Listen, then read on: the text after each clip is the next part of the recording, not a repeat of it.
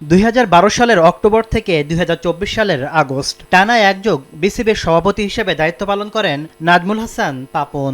এই দীর্ঘ সময়ে ঢাকার পূর্বাঞ্চলে আন্তর্জাতিক স্টেডিয়াম নির্মাণে অনিয়ম, কনসালটেন্ট নিয়োগে জালিয়াতি, বিপিএল আয়োজনে লুটপাট এবং বিভিন্ন উন্নয়ন প্রকল্পের নামে কোটি কোটি টাকা আত্মসাতের অভিযোগে অনুসন্ধানে নামে দুদক।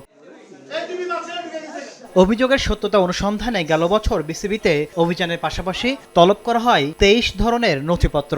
তবে এক বছরের বেশি সময় ধরে অনুসন্ধান চললেও এখনও তা শেষ হয়নি। দুদক বলছে, বিশাল এই দুর্নীতির জাল ভাঙতে তথ্যপত্র সংগ্রহে বাড়তি সময় লাগছে।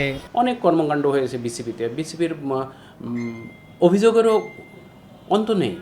সেক্ষেত্রে হয়েছে ব্যাপক তথ্য সংগ্রহ এবং এই তথ্য যাচাই বাছাইয়ের ক্ষেত্রে সময়টা লাগবে, এটাই স্বাভাবিক।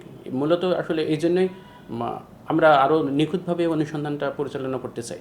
এদিকে গত বৃহস্পতিবার বিসিবির সভাপতি তামিম ইকবাল বরাবর 3টি আলাদা চিঠি পাঠায় দুদক, যেখানে নাজমুল হাসান পাপনের এক যুগের সব আর্থিক লেনদেন ও প্রশাসনিক নথিপত্র তলব করা হয়। অনেকগুলো তথ্য ওনারা পেয়েছেন।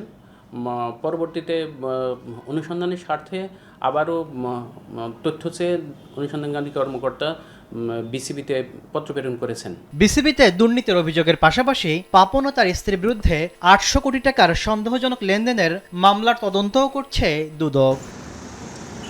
তাসলিম তৌহিদ, সময় সংবাদ, ঢাকা।